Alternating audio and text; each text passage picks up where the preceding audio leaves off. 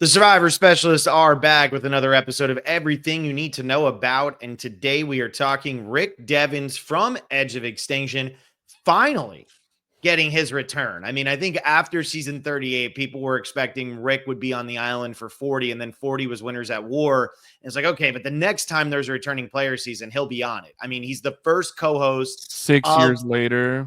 Yeah, he's the first co-host of the On Fire podcast with Jeff. So it's very clear that Jeff and production love him. So it just comes down to they couldn't find a way to get him on. And now here he is playing again. He's 41 years old now. He was 33 the first time he played, which honestly, I thought he was going to be a little bit older than 33 the first time he played. He was on that absolutely dreadful Manu tribe that then became the Lesu tribe, and he got voted out really early. And then he came back into the game and he makes an unbelievably deep run and was essentially who everybody was rooting for throughout the entirety of Edge of Extinction. He holds the record for the most immunity idols found or received in a single season with 4. Rick Devens has that record out of all people. And that's really what there is to know about him. He got 12 votes against him on his first season, and he was only voted out once because then he loses fire. So he gets 3 votes at the episode where he's voted out. He gets 9 other votes throughout the rest of the season. So he's always kind of being targeted. He negates a couple. I think he plays 2 successful idols in the season. He plays 1 successfully when Ron goes home. He plays another successfully when Victoria goes home. So Devens, 4th place finisher from Survivor Edge of Extinction. After all of that, finally coming back. He's a confessional machine. He has been on the beach with Aubrey, even though they didn't actually play real Survivor together. It was more of just like hang out at the Edge of Extinction for a little bit together. But what do you got about Rick Devens, Blake? I just realized this based on what you said. Rick gets voted out on day 11. Mm-hmm. Rick comes back. Rick gets voted out on day 31, but has an idol. Rick gets voted out on day 36, but has an idol. Mm-hmm. And then Rick loses fire on day 38. So potentially Rick went home 4 times. Yeah. Season. Yep. It's so funny to me we did mention in some of these others, like, oh, they've played most phases of every game. And Rick played a pre-merger. So sad. What are we going to do? I wish he would come back. Well, he did in his own season. Yeah. And he it's crazy. How did he beat Chris Underwood? Well, Chris Underwood had to untie a whole bunch of knots. And that's why Rick Devens gets to have a second life and be on a second season. And it's very interesting. You said everyone was rooting for him. I think he's a very polarizing character in our community. I think at the time he was very heavily rooted for. I think since his season, people have gone cold on him. We're in different groups of the fan base sometimes. And the people that aren't like the gay guys and the crew were just he was driving them crazy. But here's what I'm going to say. It's about Rick, so let me center it around Rick. Rick is a very I am a newsman, and he was doing that on the island of Welcome to Fiji. Where are they in Fiji? They're in Fiji, of course. Yeah. Welcome to Fiji. The weather is this, and this. And some people were eating that up. I don't know if it's Middle America. I don't know if it's whatever I'm trying to say. But a few people were like, if he does that again, I'm going to absolutely scream. And I think he was such a main character when it's like, well, I prefer Kelly Wentworth, or what does Lauren have to say, or even what's her face? Who's the girl he fought with for hours? Aurora. Yeah. Aurora, Victoria. Like, what can we get stuff from someone else? And it was like, no, this is literally the Rick Devens show. But it does make sense because he has all the statistics, he has all the thought process. And then I think there's even the moments where he's like, Ron, are you trying to make me look bad in front of my family? Where some people ate that up and some people were like, is this guy a loser? Well, let me give you some numbers here, because this is why your version of the Survivor community absolutely hated Rick Devens. You ready for this? He had 900 confessionals. He had 63. Not that many, right? Okay. In the grand scheme of Survivor, 63. How many did Reem have that same season? Well, hang on. Let me get to that in a second. But when you think about the seasons around him, Island of the Idols, the most for anybody was Tommy with 52. David versus Goliath, the most for anybody was 54 for Angelina. Ghost Island, Dominic had 67, but you still had Wendell who had 39. You had Kellen who had 41. So you had some people who were grabbing some screen time. Ben had 70 in Healers, Hustlers. Chrissy had 51. Ryan had 49. Actually, a really evenly edited season. But here's the thing. Because of Edge of Extinction, he gets 63 confessionals. 32 of those come in the final 3 episodes of the season. So obviously the 2-hour finale where the story is really around him and Chris. And then episodes 12 and 13, he gets 32 confessionals. The second most confessionals on that season were Julie Rosenberg with 32. So Rick Devens in the final 3 episodes of the season gets as many confessionals as the person on his season with the second most. And I think that's why he started to drive people crazy. 248% of what the actual confessional count should have been is what he hit for his season. Okay. It was the Rick Devens show so much that I do understand, but it was, we cannot focus on the winner because the winner is not in any of this stuff. And I think that was hey, this is a puzzle for our editors. And it's like, well, why are you making a puzzle for your editors? God damn it. Yeah. Maybe you just shouldn't have done Edge of Extinction, right? It's so hard to cohesively do this. It's crazy though, because like when you look at Rick and you see how good he is at confessionals, it was just a matter of time before he was coming back. Because even it's the Rick Devens show, I'm tired of seeing Rick. Okay, but Rick is going to bring it from a confessional standpoint in a way that production wants and Jeff wants. That's why he's on fire, right? Like Rick is good at what he does. So now Rick Devens, he's going to come out. He's going to play Survivor again. Here he is. Does Rick Devens actually have the game to play with these people? He's been on a beach with Aubrey. He was on the jury with Aubrey, but he doesn't do anything else with Aubrey, right? He doesn't actually play Survivor with Aubrey. That's his only connection. He is the most recent player pre-season 40 to be on the season because nobody from 39 and everybody else's original season is 37 or earlier. So he doesn't have many connections. He's kind of towing that line. I don't know what his relationships are with the New Era. I don't know what his relationships are with anybody other than Aubrey. And I really don't even know what his relationship is with Aubrey. We see him get saved by 2 idols. We see him also get voted out 4th on his season. Does Rick Devens actually have what it takes to be anything more than just a confessional giver? I think it's very interesting because on that season, you're not saying this about Gavin of like, oh, you got to go to about 4th because he was on Joe's team. Yeah. And Joe just kicked all these people's ass over and over and over again. So it is kind of, can Rick Devens get some support from a challenge monster? If Rick Devens is on the same team as Jonathan Young or Ozzy still got the gas, and I think he would, let's ride this. I've been on the opposite side of this. Let's not mess with our tribe strength. If we are winning, let's get out the weakest person. Is Rick Devens going to be the weakest person on the tribe of 8? Probably not. Do you know how many immunity challenges he won? 0. 4 individual immunity challenges. Rick Devens won 4 individual immunity challenges. What are you talking about? Really?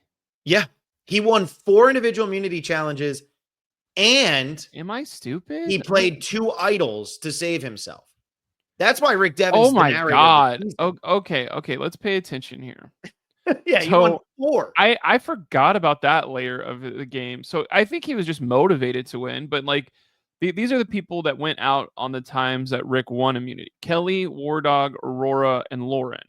I remember him winning at Lauren's time. Yeah, so, because that maybe comes down to Lauren with the idol. Yeah. So this is almost worse than Let me do some actual thought process. Poor David Wright going home. That part. What's crazy about this is David Wright goes home. Immunity, idol, immunity, idol, immunity, fire. That is his record. That's crazy. Mm-hmm. I forgot about that. It's everything you need to know. It's everything you are going to remember. It's everything you need to remember. 6 consecutive tribal councils where he cannot be eliminated from the game, either because of his idol or because he won immunity. And then he goes and he goes against fire And this is when I would've Fire been was even more controversial because it was so close to Heroes, Healers, Hustlers. I would have been so annoyed with Rick Devens if I was on his season of like, he's already been voted out. We've tried to vote him out twice. He keeps getting idols. He has 4 idols somehow and 4 immunities. It's like, how did he go home? Okay. The only way possible. You make me look bad in front of my kids. Like, it is interesting because Chris Underwood does the whole, I think Rick Devens would win Fire against these other 2 people. I'm going to put myself in. I think that whole strategy, that losing at Fire, how many people on Hands in the Fans, Fire Makers, how many lost? So it's going to be Camilla, Devens. We should have had this information ready to go, and I I should be wasn't ready for this question. asking questions like this. But it is like, obviously, I think Devens will have a large rooting base, and Jonathan, interesting. Camilla, Jonathan, and Rick Devens, they're gonna. How did you lose the game? I lost in Fire. Oh, should we align? Like, I think there will be some camaraderie in some of those things of like, I have talked to 9,000 people since my season ended about losing in Fire, and nobody gets how heartbreaking it is. But when I talk to Camilla and Jonathan, they do understand. Let's be in an alliance. Like, I think if Rick is with Jonathan Young next to him, I think not only would people root against that, but like, I think that would be very successful for both of them. Yeah, so I guess that's where I want to go with this, because Rick isn't old school, right? I mean, again, 6 consecutive challenges. Rick could come on a new era season and do the same thing. Yes. Yeah, he goes 6 consecutive tribal councils where he is safe either from an idol he found or from an idol he won. So, who do you see him aligning with? Does he go with some of the old school people? Is he going with the new era people? What's his threat level coming into this? Because that's always the funny thing, right? With Survivor Edge of Extinction, it's the 3rd boot versus the 4th boot, right? And that's always the joke surrounding this season. And so when you look at Devens, is Devens actually that good at Survivor? Is his threat level high? Are people concerned about Rick Devens, the 41-year-old, he doesn't look like Jonathan Young, you know what I mean? But he's witty as hell. He's going to make you laugh. He's going to eat up a lot of your screen time, though, if you're worried about, you want to be the star of this season. Who's working with Devens, and are they worried about him winning the game? I think my favorite Devens story or thought process is everyone was introducing themselves at the start of the season. It's the best. And it didn't make it to air because I think they would have, it confuses the dumb people that watch Survivor. And we're catering to the dumb people that watch Survivor instead of the super fans. And they're not called super fans. The more nuanced watchers of Survivor. They go down the line and War Dog says, "My name is War Dog."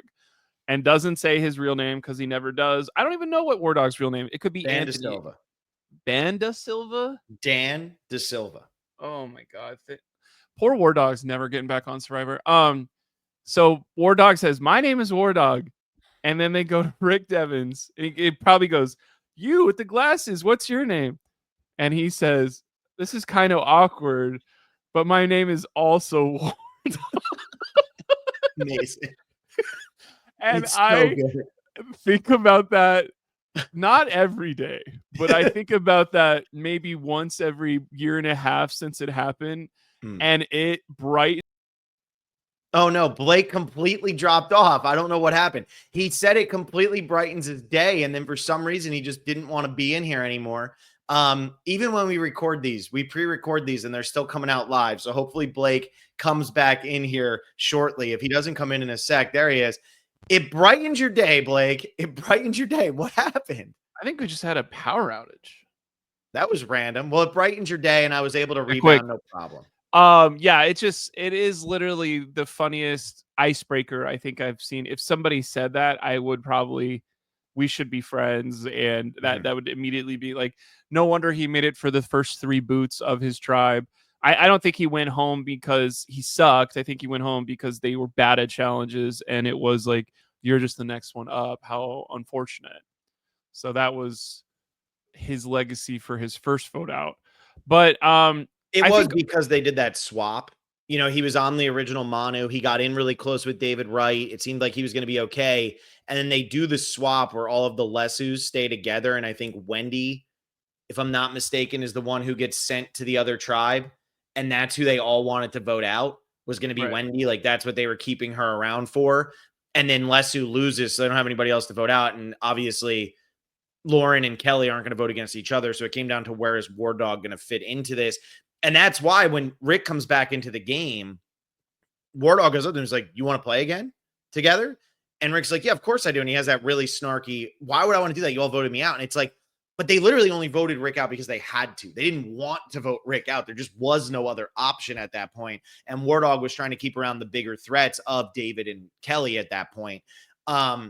So yeah, I mean, that's kind of like why Rick goes home for that. But Rick's not going to be he's not a great challenge competitor despite winning all of those individual immunities in the second half of the game. A lot of it just kind of hit his wheelhouse.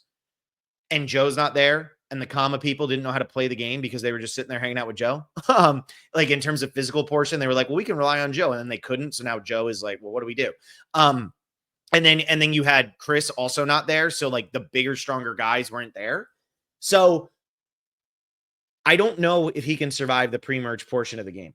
I just don't know if he can do it. If it's going to be double boots the entire time, as we're assuming it is, I just don't know how he survives the pre-merge portion of the game. I mean, he's very witty. He could be on a kind of good tribe. And if he's the fifth person in an alliance of 5, make it through that. And then it's time to swap. And I think you're not, you are not. I think someone would underestimate him of who's going to be the most idol hungry of these people. I think Rick Devens is probably looked up trees in Fiji for phrenology and was like, where do all the holes on all these trees exist? Where could I go? I think when Russell came back, did he get a bunch of idols and heroes versus villains? Of course. And it's like, this is my MO. This is how I play. If there's a nighttime excursion where you have to wake up at 4 a.m, that's the one that Rick Devens going to be doing. He is that person for this cast of 24. So I would bet he does get through that phase. I do have Rick Devens in my top 10 of like, not top 10, but like make it to the final 10 is the word we use, because of how never say die.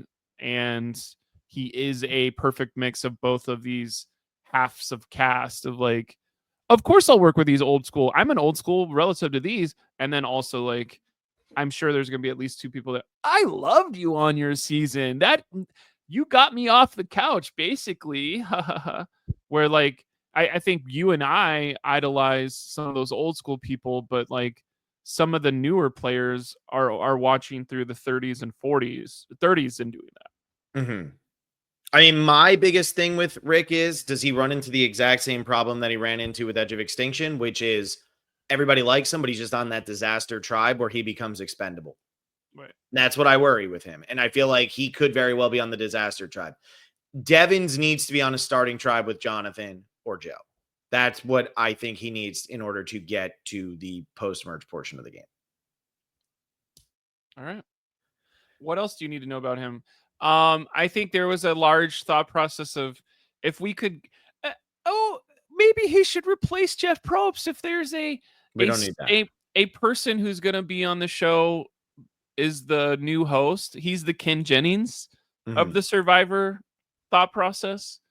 I know some people immediately barfed in their mouth when I said that, though, because I do think he's more polarizing than you think. No, I think I agree with you. I just think during his season, he was really the only one that people could. I mean, look, I was all over Victoria. What are we gonna do? Get Gavin to give a confessional about this? Like, but that's what I'm saying. It just seemed like he was the only one that people were pulling. Like, casuals love Rick Devens. Right. Casual fan base loves him. I would almost say he is.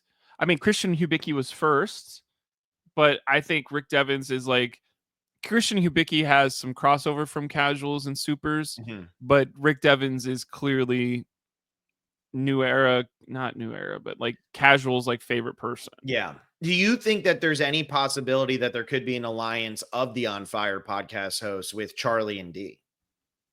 I'm assuming they're all going to be in separate things. You would think, but then again, if these are truly Jeff's favorites, I don't know. Like I haven't listened to any of the On Fire podcasts, but I do a podcast on the side with my friend Phil about Survivor, and it would be interesting if Blake. I mean, we did do this. It's like we've played poker together. We've played a board game together where it's Blake, Phil, and Will, and 2 or 3 other people, a wife, a friend, a friend's wife, are playing a board game, and it is like equal parts. Like I know how Phil operates, but I'm like using it to beat him, not let's work together. And it is like the last, like I could definitely see D or Charlie being like, I don't want Rick Devens to do better than me. I want to be the best podcast one, if that matters to them. I don't think that matters to D. I could see Charlie like, oh, I voted out Rick Devens. I'm the best On Fire podcast person. I think what's interesting is if there's anybody from the old school, and I'm talking old school is pre-40. I know people are, that's not old school, but it is for the sake of this because it's 12 pre-40 and it's 12 new era. If anybody from pre-40 is going to work with the post-40 people to get further in the game and be that person who makes it 5-3 and not 4-4, I think it's Rick Devens. I think he is the one person who would be willing to do that and say, screw it, I'm going that way. And I'm going to try to play this where now I'm in the middle of these 2 alliances of 2 and go from there and see what he can do. Because I just think that he probably fits better with them than he does with Colby and Jenna and Stephanie and Sari. And I think that's the way he's going to play. This is somebody that hasn't played 4 times, so it's not like we're padding out stuff. I'm just thinking of new things to do with them. Who is a All-Stars game that you think Rick could play on his, model his after somebody on a Heroes versus Villains or a Micronesia or a Game Changers? Of like, where do you think he fits?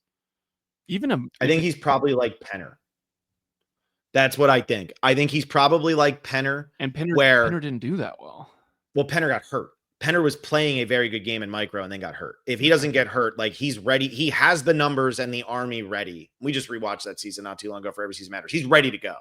And I think that's the type of game that Devens needs to play, where Penner should have been seen as more of a weasel and as more of a threat, and he wasn't. And I could see Devens being that, and Devens is also a phenomenal confessional giver, just like Penner's probably the greatest confessional giver in Survivor history. Devens is right there with him. And I think that that's the route he could go, where it's like, no, don't worry about this. Like, we got this. It's going to be you and me, and we're going to take out this person's a threat, and we're just going to like, that's what Penner was doing, and it was working. And I know we don't get to see that come to fruition because he gets pulled from the game, but if he doesn't get pulled from the game, he probably goes much deeper in that season. He think he cracks the only time a female alliance is dominated? Yeah. I don't think I always say Parvati's legacy in this show is so influenced by Jonathan Penner being pulled from the game. Hater Squad. I think. Let me look up what was Jeremy's season called? Game Changers, right? Second chances.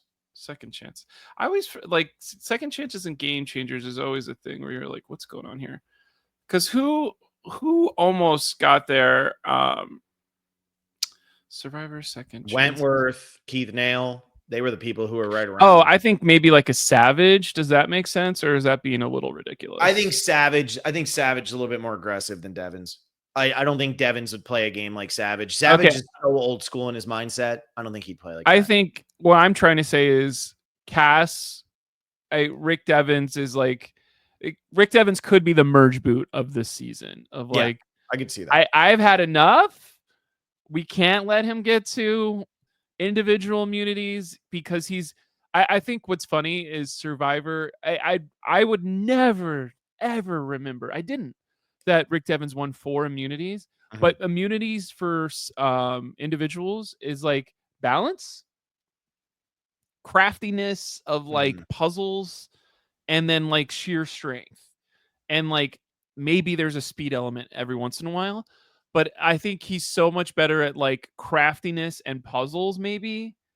And he wants it more, that like that little bit matters. where it's being like, let's just eliminate him from the ability to beat us. Like he'll be the merge boot. Here's the last thing I'll say about Devens before we wrap this up.